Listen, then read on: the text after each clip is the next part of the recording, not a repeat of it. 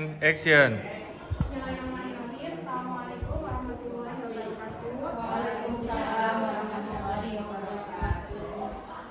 Rekan-rekan, yang pertama saya mau mohon maaf karena mengganggu waktu istirahat rekan-rekan, mengganggu kegiatannya. Dan yang kedua, saya mau mengucapkan banyak terima kasih atas partisipasinya ya, sudah mau dukung saya dalam kegiatan diseminasi. Jadi pada hari ini saya akan mendiseminasikan tentang RPP yang sudah saya buat. RPP ini terkait pendidikan berbasis kasih sayang dan sudah diimplementasikan ke proses pembelajarannya di dalam kelas kemarin ya.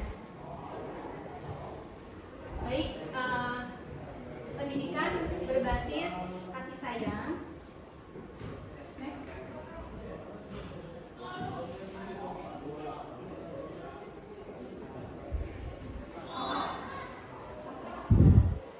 Apa itu pendidikan berbasis kasih sayang? Jadi pendidikan berbasis kasih sayang ini sebetulnya mungkin sehari-hari sudah sering kita lakukan ya Bapak, Ibu.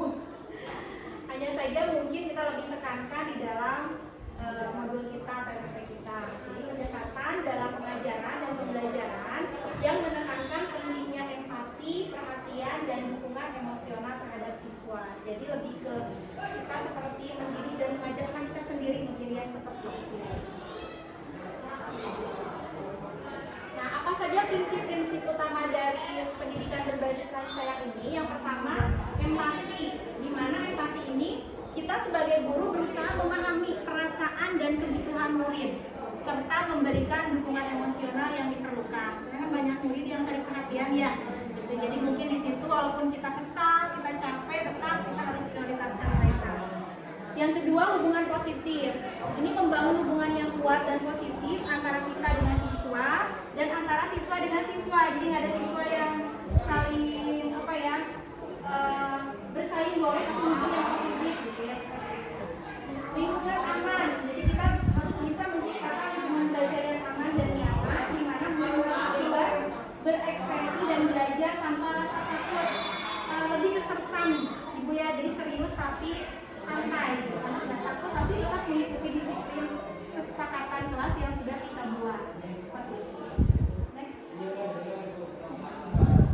Yang berikutnya, penghargaan dan pengakuan. Menghargai dan mengakui usaha dan prestasi murid sehingga mereka merasa dihargai dan termotivasi untuk terus belajar. Kayak anak kecil lah, ketika mereka menjawab dengan jawaban yang benar, kita kasih support, reward gitu seperti itu. Atau jawabannya salah mungkin tetap kita kasih motivasi dengan kalimat-kalimat yang tidak terlalu membuat mereka jadi nggak mau lagi menjawab gitu ya. Berikutnya, komunikasi terbuka. Mendorong komunikasi yang terbuka dan jujur antara guru dan murid serta mendengarkan dengan penuh perhatian. Istilahnya kalau komunikasi itu menatap, kemudian dengan sentuhan mungkin ya, sedikit sentuhan kita perhatikan mereka walaupun mungkin pikiran kita kemana-mana, tapi minimal dengan gerakan kita mereka jadi tahu kita sedang memperhatikan mereka. Selanjutnya, pengembangan karakter. Membantu murid mengembangkan nilai-nilai positif seperti rasa hormat, tanggung jawab, dan kemampuan. Meskipun mereka aman, nyaman, berekspresi, tapi tetap mereka menghargai posisi kita sebagai guru.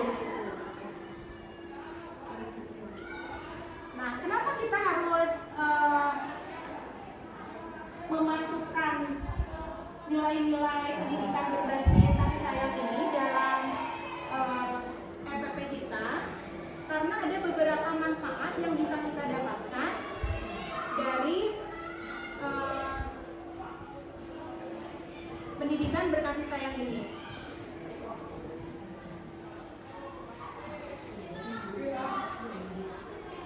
Apa saja manfaatnya?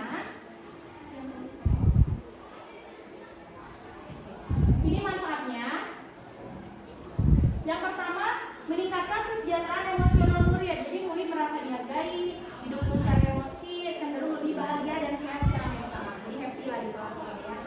Kemudian yang kedua, meningkatkan motivasi dan keterlibatan. Jadi murid merasa didukung sehingga dia lebih termotivasi untuk belajar dan mau terlibat dalam proses pembelajaran. Membangun kepercayaan diri. Jadi dengan penghargaan dan pengakuan mereka lebih yakin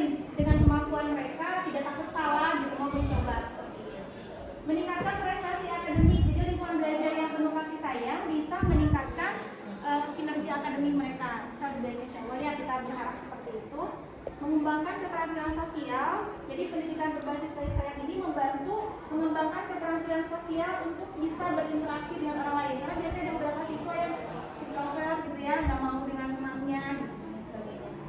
Menciptakan lingkungan belajar yang positif dengan menciptakan budaya sekolah yang positif dan inklusif. Jadi bagaimana caranya budaya kita tetap membuat anak nyaman, tapi budaya positif kita tetap nomor satukan gitu ya. Mengurangi perilaku negatif. Hubungan yang kuat dan positif dengan guru dapat mengurangi perilaku negatif seperti tidak patuh pada guru atau bullying pada temannya seperti itu. Ini adalah manfaat kenapa kita harus menerapkan pendidikan berbasis kasih sayang ini di dalam kelas. Ini contoh yang sudah saya buat kemarin FFI-nya.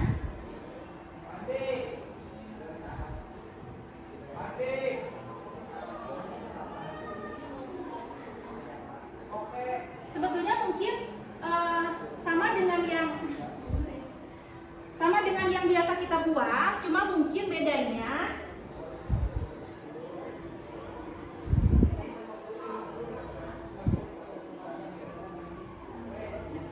kita masukkan prinsip-prinsip pendidikan berbasis kasih sayang di RP kita atau di modul kita.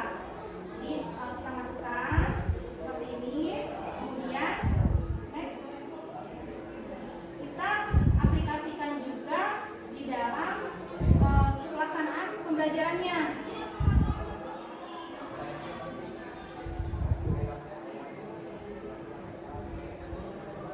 Sebetulnya, seperti ini contohnya. Menyapa murid dengan ramah, kan? Hal-hal yang seperti itu tuh dimasukkan. Yang mungkin setiap hari juga kita menyapa murid, tapi kadang kan kita ada cuek gitu kayak gitu. Jadi dalam metode pendidikan ini itu kita lakukan dengan penuh kasih sayang, dengan ramah gitu ya. Selanjutnya di sini ada lagi contoh-contoh lainnya.